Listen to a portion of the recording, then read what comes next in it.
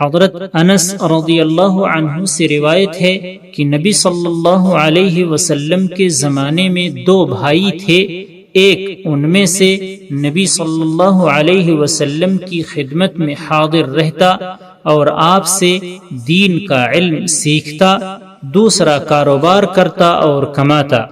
کاروباری بھائی نے اپنے بھائی کی شکایت نبی صلی اللہ علیہ وسلم سے کی کہ وہ کاروبار کرنے کی بجائے زیادہ تر آپ کے پاس رہتا ہے۔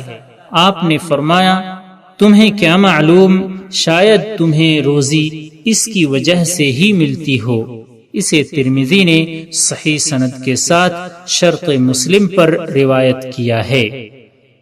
حضرت ابو ہریرہ رضی اللہ عنہ سے روایت ہے، نبی کریم صلی اللہ علیہ وسلم نے فرمایا، ایسے لوگ جنت میں جائیں گے جن کے دل پرندوں کے دلوں کی طرح ہوں گے۔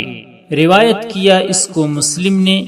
بعض کے نزدیک اس کے معنی ہے کہ پرندوں کی طرح اللہ پر بھروسہ کرنے والے ہوں گے، اور بعض کے نزدیک مطلب ہے کہ ان کے دل نرم ہوں گے۔ حضرت عمر رضی اللہ عنہ سے روایت ہے کہ میں نے سنا رسول اللہ صلی اللہ علیہ وسلم فرماتے تھے، اگر تم اللہ پر اس طرح توکل کرو جیسا کہ اس پر توکل کرنے کا حق ہے، تو وہ تمہیں اس طرح روزی دے جیسے وہ پرندوں کو روزی دیتا ہے۔ وہ صبح بھوکے نکلتے ہیں اور شام کو شکم سیر ہو کر واپس لوٹتے ہیں۔